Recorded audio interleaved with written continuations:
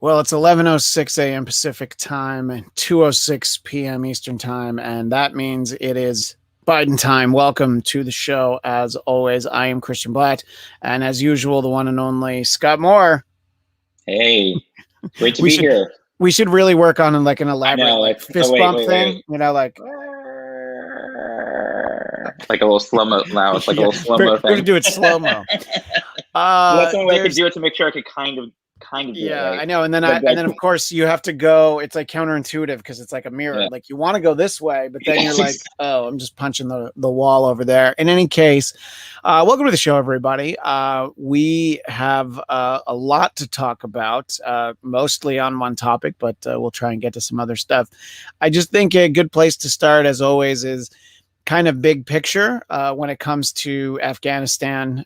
There are obviously a lot of fingers to point. You can come and I'll just sort of go through some of my thoughts and then I'll ask Scott and anybody in the chat. Please feel free to weigh in as always. I think you can start from a place that you feel like we probably didn't need to go there in the first place. But that doesn't, negate what happened in the 20 years since. And there's the simple fact that we were there. And I think there is blame to go around for the four presidents who've been president during this time. And I think that Biden is getting the brunt of the blame, but he is the president now. And by the way, Scott, boy, all of a sudden everybody recognizes Joe Biden as the president, don't they? There's not as much well, he's not really president going around now. It's like, no, see, look at this guy, look what you got, this is what you voted for. All of a sudden everybody voted for him and he's actually the president. But in any case, and there are people who are in that administration who should have foreseen this is coming. I feel like this is inevitable, kind of like in what happened in 1979 in Iran was inevitable. It just happened so fast and no one thought it would happen this fast, to the extent that earlier this summer we were being told that this is exactly what wouldn't happen, and it did happen. So I think that Joe Biden should not be getting all the blame, but it's very easy to point the guy who could have, done something to slow this down a little bit. But it is funny because there is a clip of former President Trump speaking about a month ago, saying that Biden can't stop the pullout of Afghanistan. He's basically saying that this was his plan, but all of a sudden it's not his plan. So just a big picture, general stuff. I wanted to know, Scott, just sort of, starting in the macro, and then we'll work from there. Just your thoughts as this has really gone on over the last week or so. Yeah, I mean, honestly, there is a lot of blame to go around, and a lot of that does fall squarely on the current president and the administration.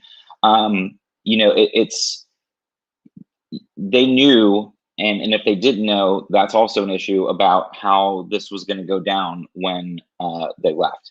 But there's so many layers to this too. I mean, beyond the blame issue of it, there are a lot of layers there, as for instance, with the Afghan army, the billions upon billions upon billions of dollars that we had given them and given them equipment and everything else, for them to essentially be steamrolled by the Taliban is also something to be said. Like, were they not interested in really fighting this? Because the fact that it was so easy for the Taliban to make their moves, it's just been a really eye-opening thing. They said, oh, it'd be more time, but it seemed like the actual Afghan army and the government didn't really put up much of a fight at that point, and sort of just let the Taliban come in, especially when you got to the capital in Kabul. So, there are a lot of issues there. What was clearly we can see that we have bigger issues than we thought about. And to Biden's point, how much longer will we be there?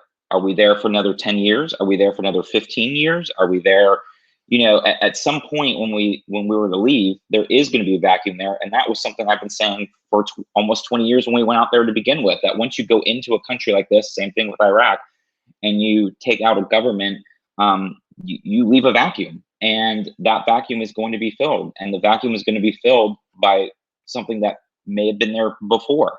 And that's kind of a tale as old as time, and we've seen this when we've tried to nation build in other places throughout the world, and we saw this in Vietnam. There are a lot of bigger issues there, and it's going to take a long time to sort out. But at the end of the day, it ended on this administration, as clearly as you could say. It was put in place with the Republicans, so it is very hypocritical and ironic, if it wasn't such a dire situation, to hear them now acting like, oh, we wouldn't negotiate with the Taliban, and we wouldn't be doing any of this. And this is such a disaster when you clearly see a year ago exactly what was going on in the Trump administration. So, it really is a multiple government U.S.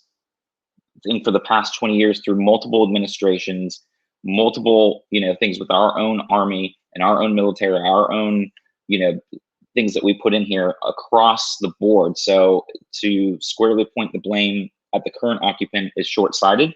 It's a bigger issue that goes back the past 20 years, and it's a bigger issue on what we have and what we're working with on the ground right now in Afghanistan with the Afghan army and the government that has now collapsed that we put into place. So there are a lot of bigger things that's not just an easy answer. It comes to the bigger things like homelessness here in this country. I mean, healthcare. There's so many things that are such a bigger issue. But at the end of the day, I think the pullout was not handled well, and it's going to look bad, and it's going to look bad in history when you see that plane taking off with people grabbing onto it. It's going to look terrible. It's like the U.S. just up and ran and quit and gave up. And so that's the only thing that could have been done better. And I think we'll have to look into why some of these things happened. And did Biden feel he had to just stick to it? And did he feel he was going to look worse if he was going to have to resurge back in there because it was going to add more violence to an already volatile situation? There's a lot of things that we don't know as armchair quarterbacks, but those are some of the things that we're going to find out in the weeks to come, for sure. Yeah, and I think that one area of it was an area for concern at the time with the previous administration was that they were not sharing intelligence, and there was not a smooth transfer of power to the Biden White House. Any sort of bringing them up to speed on anything that they knew, anything that they had set in motion, it wasn't done because the guy who called the shots was still perpetuating this idea that he could steal the election. So, that didn't happen. There is some concern that there was knowledge in the previous administration that the Taliban had some arrangement with the Afghanistan military, which would obviously stand to reason for the way that it went. The fact that they basically just got rolled over, Right. And I think that that is something that we may never know, in all honesty. And look, there were intelligence reports just earlier this year that this was going to happen, and so then you have to understand, well, why was that ignored? And why did they not plan to do more?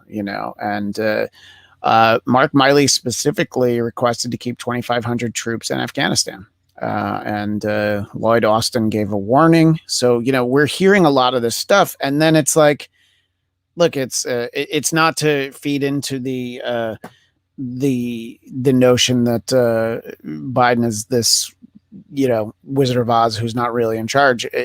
He had other people influencing his decisions. It's so who told him that, well, my knowledge is better than what these people are telling you? And Lewis is just making a very simple point. Afghanistan is in a bad place now more than ever, in my opinion, and because the Taliban's in charge. And you know, there are a lot of people comparing it to, you know, the last plane out of Vietnam, but I'll tell you that, out of Saigon. And it's I think it's more appropriate that it's like Iran, because the way of life, the way that Iran was in the mid 70s, as it went, you know, it was very modernized, and it was very abruptly not like that anymore. And that's what's going to happen to Afghanistan. And, you know, people that I've talked to who are probably smart, or not probably, who are definitely smarter than me, they feel like the idea that this was going to happen was inevitable. But I think that, you know, your lay people didn't think it was going to happen this fast, you know. And I think that there are reports that, you know, you have a lot of our men and women in uniform who had served in Afghanistan, just sort of this feeling that it was all for nothing, and, you know, people that they had lost, and, you know, they were doing, you know, they were serving their country in the way that they were told. And, you know, I feel like, you know, obviously they're in no way at fault for what the generals and the commanders in chief were thinking over the course of these 20 years, you know. And I've, you know, you've seen some notices of people just saying that, you know, you can always say that you can, you know, you don't have to agree with the policy. You don't have to like the president, but you can still appreciate the fact that so many served. And I can only imagine how that feels, though, you know, just like, especially somebody who did a few tours in Afghanistan, and you got to know people there, and you probably felt like you were making a difference. And to see it pretty quickly all undone. And, you know, it's not helping the way that President Biden is, you know, first of all, that he was maybe waiting for it to blow over. I'm not quite sure what the trip to Camp David was. But then in speaking about it, you know, this is the sort of defiant, angry Joe Biden, instead of the I guess you don't want to go on record and say, like, boy, we did not see this coming, right? I mean, is it easier to just be angry about being asked questions than being like, yeah, we are so sorry to the people of Afghanistan? What do you think, Scott, of the way that Biden has handled speaking about this? I mean, look, there's no easy answer. It's heartbreaking all around. It's like you said, the people that have put their blood, sweat, and tears and went over there and sacrificed and put their lives at the risk of everything over these past 20 years. And as we know, did multiple tours. I had a friend that did that as well. And there is a lot of like, what is going on here? All those folks that did that, all the people there on the ground that are now basically being left behind. It's awful. And like you said, it's like, you know, luckily Biden did take credit and said, look, the buck stops with me. It's my responsibility. I want to end this so it doesn't continue on down the road for another decade or so with a future president and a future situation. That how's the end going to end up being? And we have seen this, and it's sad to say, but we've seen this since post World War II with us. You know, when we again try to go to nation build and we try to do these things, this is the type of thing that happens, and we're left behind. And I've said this on this podcast through the years, not every place is going to be amenable to a US style setup of democracy. It doesn't always work everywhere. It just does not. And when we try to force that on other places and we try to nation build, we end up with results like this. And going back to what you said, there clearly was something there with the Afghan army to be able to allow the Taliban, with much less sophisticated equipment and much less having the US military might behind them and the technology and everything else, to be able to be so easily taken over. There was clearly something else that was going on the ground. And whether we saw it or not, again, that's a bigger issue that we have to look into for the future. Because as we see, there are so many other countries around the world with militaries that are close to rivaling our own in size and everything else, that may look at this and see what an abject failure this was for America. But again, there's so much more involved than just a simple we're pulling out. And, you know, it's also, you know, it's across the board kind of failures when you look at the UN and their missions and being able to help. When you look at, you know, the rest of the EU partners and anyone else that was involved, you know, when everyone's trading information when it comes to what's happening on the ground. And it's just a cascade of failures across the board. So you would expect Biden to be angry because it's incredibly frustrating and upsetting, and it's not how anyone would want that. He clearly didn't want to pull out and have this type of situation happen on his watch, obviously. So of course it's gut wrenching and it's horrible. But what else? Yeah, like you said, what is he going to say? He's not going to come back and say, "Oh, my bad, we didn't know," because then you're just basically admitting that your entire U.S. government is also a failure at the same time. So you're not going to say that the information you're getting is completely wrong either, and you wouldn't want to telegraph that to your adversaries in the rest of the world. So it's a cascade of failures on multiple levels, for sure. Yeah, obviously with the failure over here, China hasn't missed a beat, and they're obviously making a lot of noise about. Well, I think it's about time we get ourselves, we take back some of the things that are ours, and you are definitely hearing that. The thing that personally I'm surprised that we've heard as much of. And I honestly feel like in the last 24 hours, it has gone the other way. But a lot of like Taliban 2.0 and this, no one used these terms, but this notion that this is a kinder, gentler Taliban. The idea that no, we're not looking to settle scores. We're not going to be vindictive. But then you have reports that this is exactly what's happening. They're going door to door looking for people who worked with the U.S. and the U.K. Anybody who helped.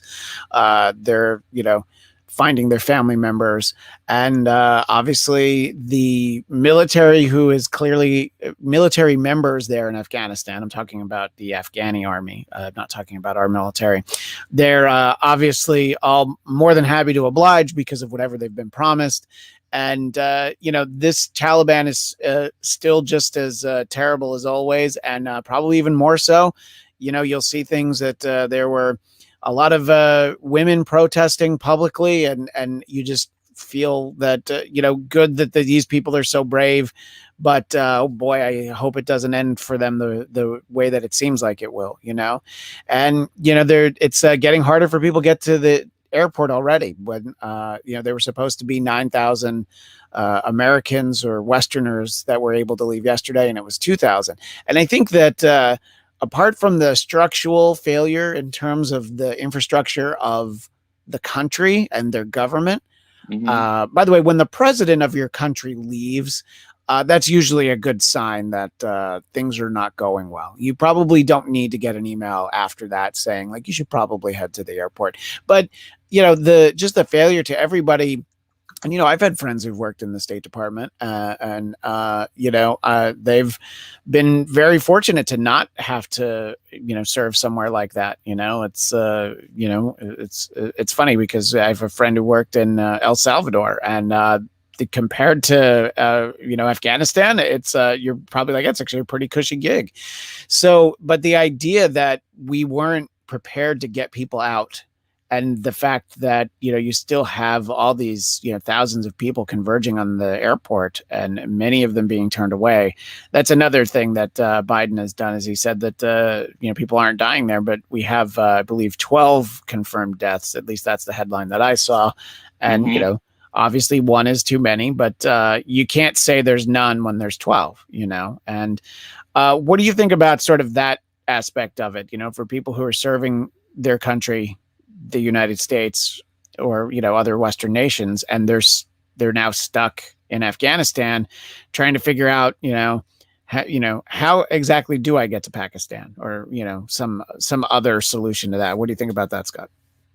Yeah, again, this goes back to what we were saying earlier with these multiple layers of failures. Now, granted, when you're on the ground there in a country that's being essentially taken over, clearly, logistically getting people out is going to be a challenge, and not to say that the U.S. would be great at that in any situation, but getting people out is going to be difficult in the easiest way. Like, how are those people going to communicate? And that's a scary part too. Like, I read about something about that last night, is like people, the government doesn't necessarily, the U.S. doesn't necessarily know how many Americans are actually there. And you think about journalists and other folks that are there that have been covering it on the ground as well. how do those people communicate? And some of the people that may be not in Kabul or in the capital area, and they're in other places in the country, how are they going to get transportation? How are they going to get there? Those are real concerns, and those are real challenges that would happen regardless. So yes, I mean, the country is definitely not set up for the infrastructure, again, the billions that we put into it. But when you have a government that's now being taken over, it's very challenging. And again, we can see the limitations of what we're capable of doing. And I think also for a lot of fellow Americans right now, again, this is a wake-up call, all at the end of the Vietnam War, where we see things that we did over the past decade plus, because even the Vietnam War had gone on well over a decade as we started adding people there. It was the longest running war until this one.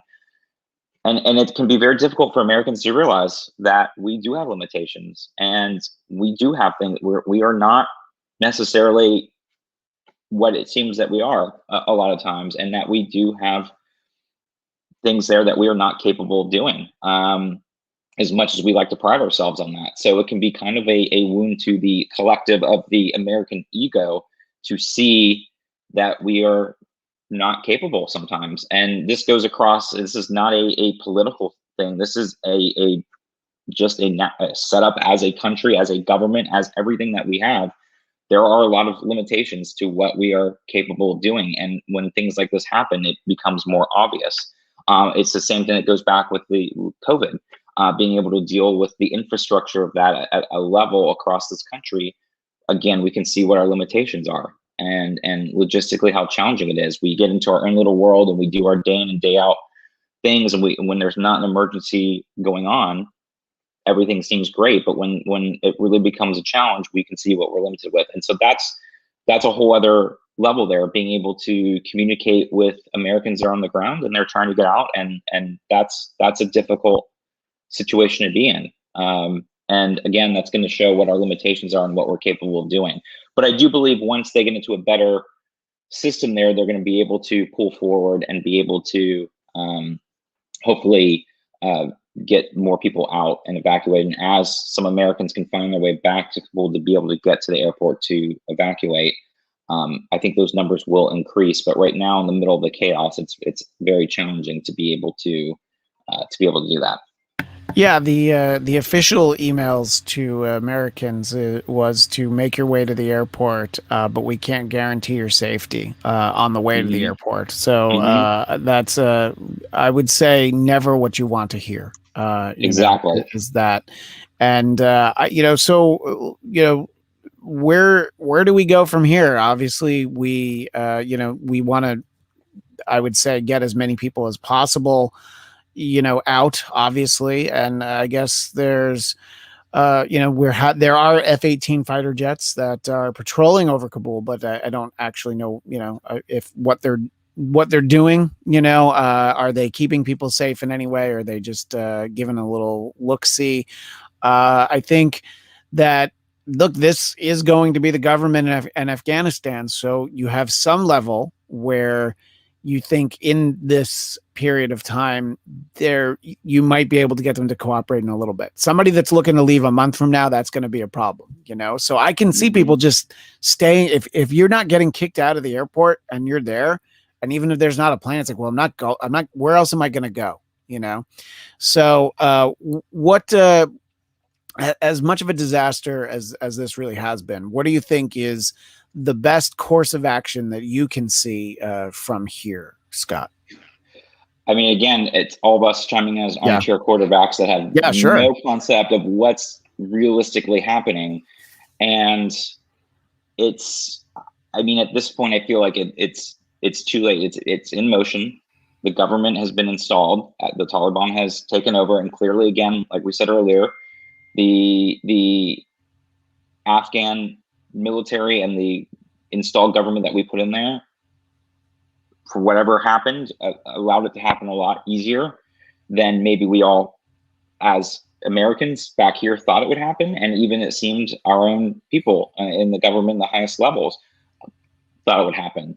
So at this point, the best thing to do is be able to streamline getting the people out that have worked for us over the past 20 years, get as many of them out safely, get them here. And that's a whole other issue of resettling them in this country, being able to get our people out as effectively as possible and as safely as possible, and be able to find some way to have dialogue with this new government in place, and at some point hope that that it doesn't turn out as dire as it was back in the 90s. But it's just devastating all around, because being able to come back and say, it's either we have to go back in and say we're going all in again and we're going to risk our military's lives again to go back in, and then again for what? Are we just going to be there permanently? And then are we going to, that's the thing that we would have to decide as a country. Are we wanting to go back in? And the majority of Americans still, after all this has gone on, have said no.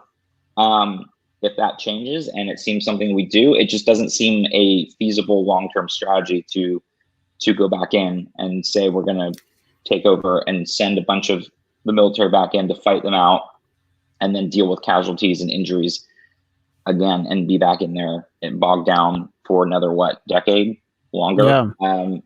There's no easy solution to this, but it's either you pull it out now like Biden did, or you keep putting people back in and try to hold it at bay. But again, we see what happened, and it's going to be inevitable, whether it's now or, because if we couldn't make this happen after 20 years, to be able to give the Afghan government a nation building setup with infrastructure and a government that the Afghanis wanted and the military there was behind and everything else, then how is going to be back out there for another 5 or 10 years going to change the inevitable? And if it's not the Taliban, it's going to be some other group that may come in that could even be more militant and worse. So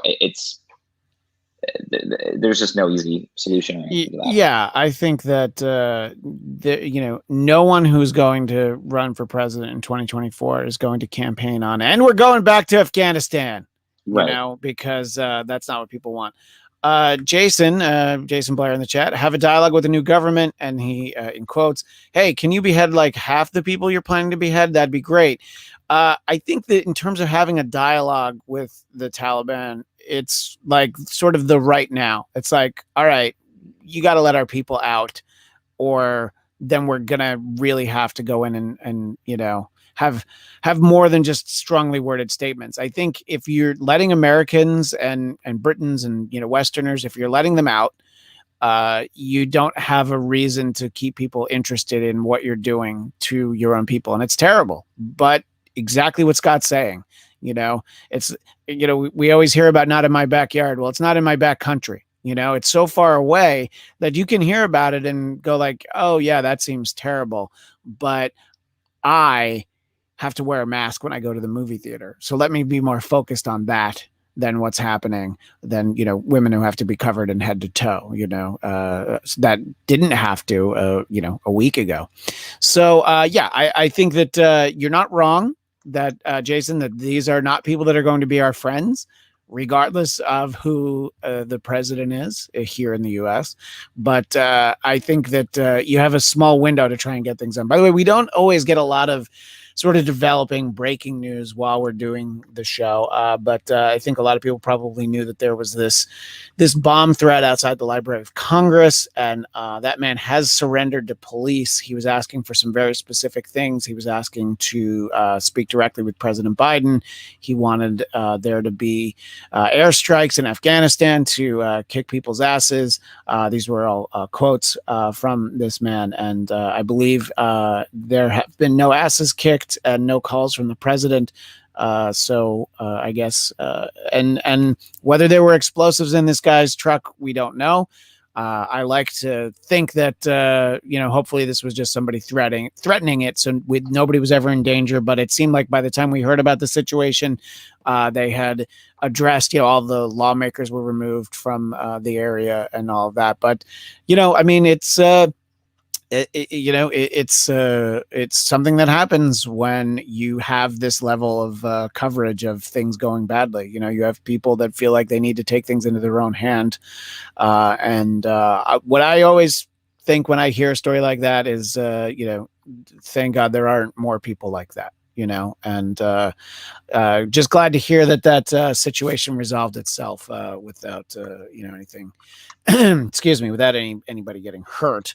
But yeah, I mean, the Capitol Police had spent hours negotiating with him, and maybe that's what you do when it's somebody like that. You just wait for them to lose interest, or I don't know, they get hungry, and they're not that interested in their cause anymore. But again, thankfully, everybody is okay. So obviously, that is the very large story that has been sort of covered a lot in the news. I think that you're having some of your familiar places that are, avoiding assigning blame to President Biden. I'm not talking so much about news media. You have sort of your let's just I don't want to always single him out, but a perfect example is Stephen Colbert made sure that on his comedy show that everybody knew that this was all Donald Trump's fault, instead of instead of telling jokes and avoiding it entirely. I think that, and it's not that he is without blame, but despite what some people were hoping for earlier this month, Donald Trump is not the president. So it is not all his fault, because he couldn't have stopped the troop withdrawal if he wanted to. And this is an important question. Do you think Tom Cruise is to blame for making people believe that Ethan Hunt can hang on the side of a plane? Those are terrible stories, but it really speaks to the desperation in these situations, is that I'd rather take my chances in my ability to hold on to a plane than stay here under the Taliban. And, we're starting to find out about at least the young man who was with the landing gear. We're finding out some of, who these people were. And, it's look, it is on President Biden. Anybody that's jumping into the show right now, don't think that isn't what we've been saying. That it's decades of bad policy during four administrations. But Joe Biden is certainly the guy who could have said, you know what, I think we might be taking the troops out a little fast. Let's slow it down a little bit. And but that's where we're at now. And unfortunately, this is a story that will not go away.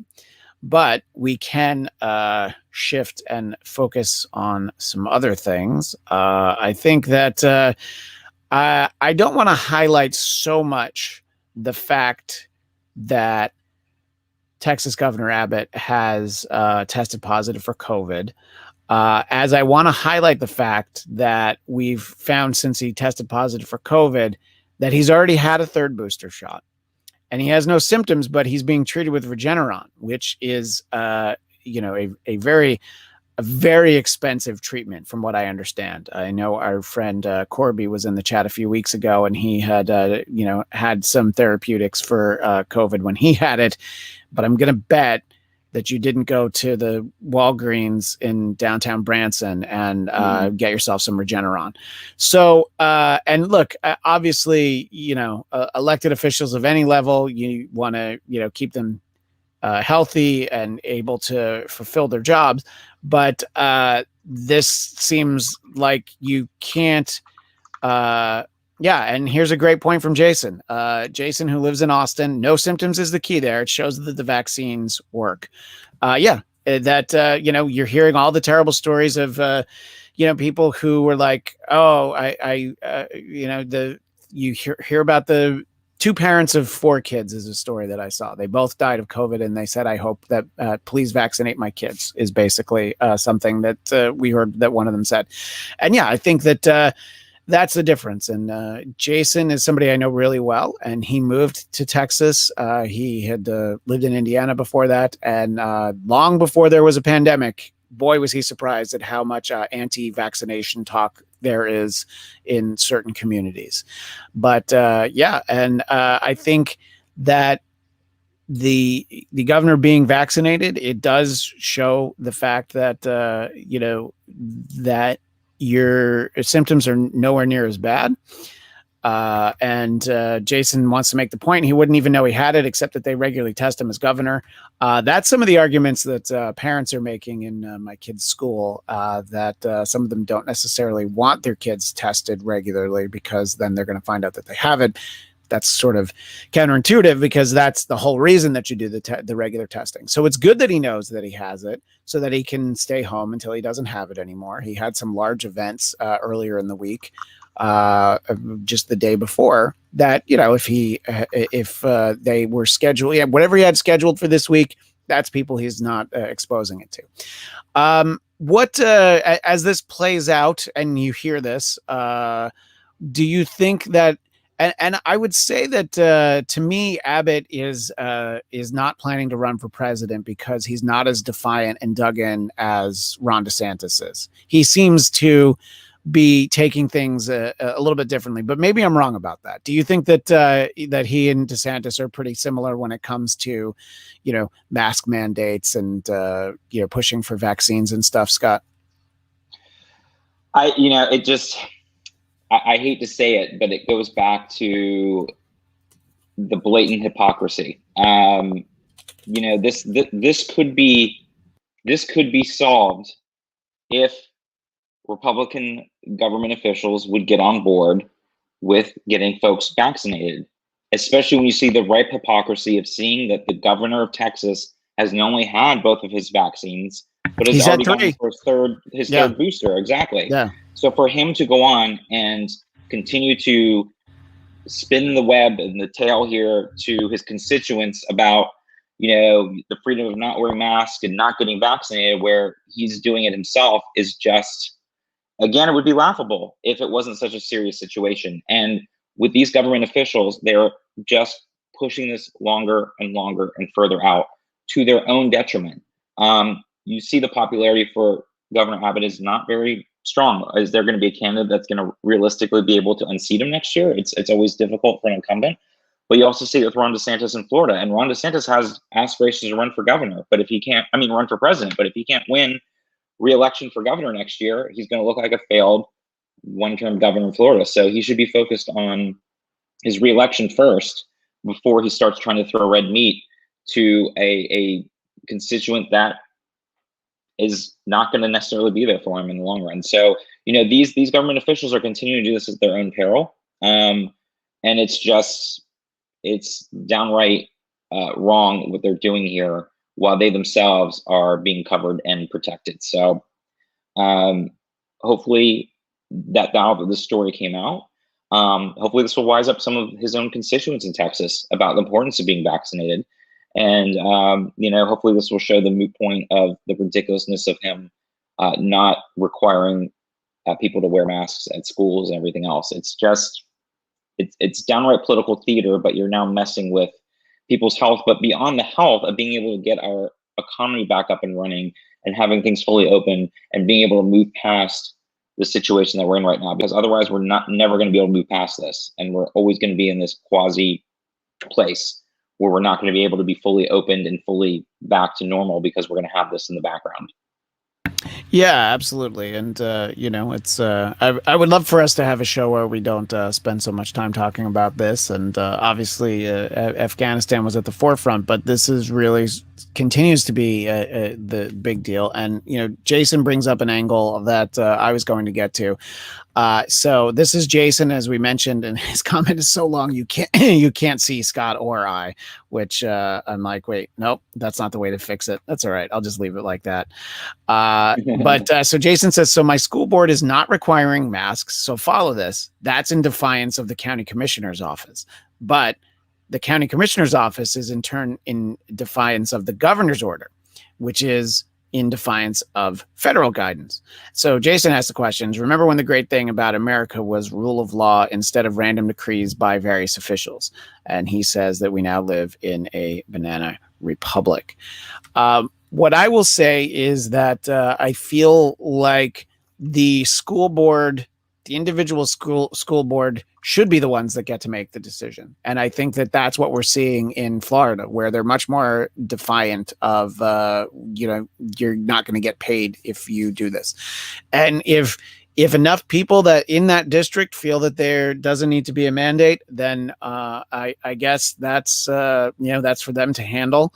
I think you're seeing sort of the opposite in Florida, but I know that when you don't have the mandate, you're there. The kids are still able to wear masks. Obviously, you can still send your kid to school in a mask, but my stance continues, and every week it'll be the same thing. My kids are too young to be vaccinated, so I have no problem with them, and I'm glad that everyone in their school is wearing masks. And look, it's obviously we live in a place where we're, whether or not somebody is vaccinated is not something that they have to disclose, but when my son's first grade teacher emailed all of us hello, she put right in there she wanted us to know that she was vaccinated. I was like, obviously we weren't going to ask, but it helps. It helps, and there is weekly testing for people at the school, and it is a little things that you're look, unfortunately, you're never going to feel 100% at ease, when your kid is not in your home and they're out in the world. But these things help. And I have to say that, this idea that kids can't wear masks, and yes, of course, there's exceptions. There are children that they have breathing problems, they have other problems, and of course they can't.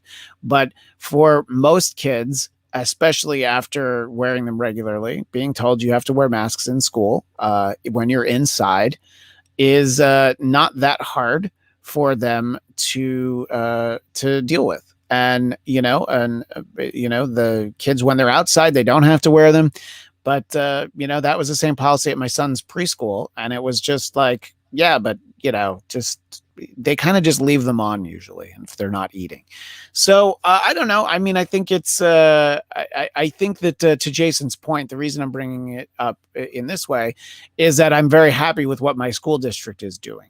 I think if my school district was not doing that, I think I've said this in past weeks, but this is probably a great year to be running a private school in Florida where you have on your website that kids are going to be wearing masks.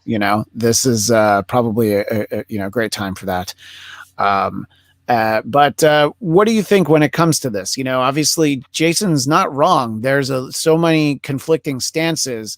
He's talking about the county versus the governor versus the federal regulations. And I mean, you wouldn't be able to get a universal one size fits all federal regulation on this, right? I mean, it's just so. What do you think about navigating all of this sort of stuff, Scott? And Jason left. I was going to ask him if how many kids in his kids' school are wearing masks. Are choosing to if they don't have to. But maybe I'll text them and see if I can find out. But what do you think about sort of navigating all of this? Well, like we touched on this a bit last week, and again, it goes back to the conservative mantra, which just is, again, a little bit hypocrisy of in general. But this should come down to a local issue. So again, when the state is pushing back on local school districts from being able to implement mask wearing, they should stay out of it. It should be up to the local, because again, local school districts and local officials are going to know what's best for their people and their constituents, and at the end of the day, and they should be adhering to what those folks want to do.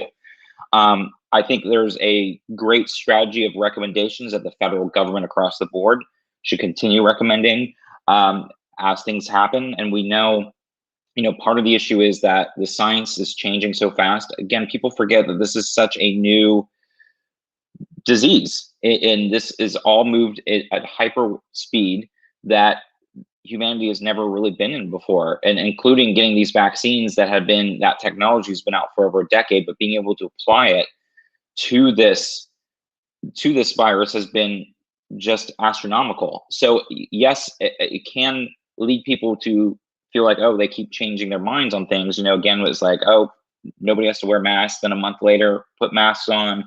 Then you have the government saying nobody needs a third booster shot. And now it's like, yes, everyone can do a third booster shot. And you can dig deeper and be like, oh, are the pharmaceuticals out to get some extra money because of these third booster shots? But we do see that the vaccines do work, and we see that the more people that get vaccinated, the less severe cases we're going to have. So there should be a across the board federal standard, knowing that the science is changing, knowing that it is going to continue to change. But if we can get, first of all, those vaccines approved in the normal level, which should happen in the next couple of weeks, that will take off part of the emergency authority, authorization, which will hopefully then lend itself to make some 10% of the population that might be skeptical of taking new vaccines off the fence, and that will help. And then the secondary thing is allowing the states need to allow their local areas to make those best decisions that's right for them, and not try to enforce what they think is right for a local community. So that means that the states need to back off, especially the red states, on the mask mandates if the local people feel that's in their best interest, and let people do what they need to do at the local level to help get beyond where we're at. Because again, if we don't get beyond this, it's just going to continue to drag on. It's going to be worse for everybody across the board, not just health-wise, but economically and everything else. So we need to find a way to be able to move forward out of this in the easiest and healthiest way possible. And those are just some very top line things. But again, the issue that we have in this country is a huge population, and we're very fragmented.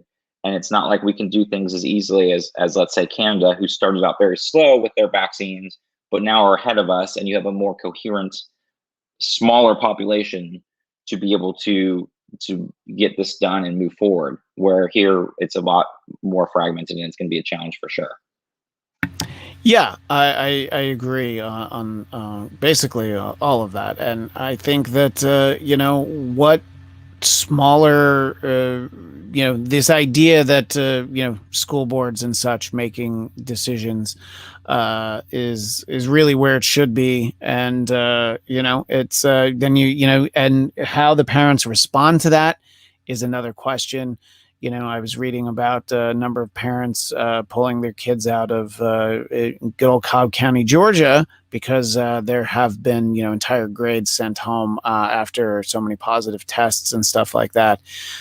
So that's how you handle that. And I actually, I know Jason well enough that I texted him, and he says that in their school district in Texas, there are some kids that wear masks, but it's definitely the minority. One of his kids' teachers does wear a mask, but the other two teachers, he has triplets, God bless him. He even had a few minutes to talk to us.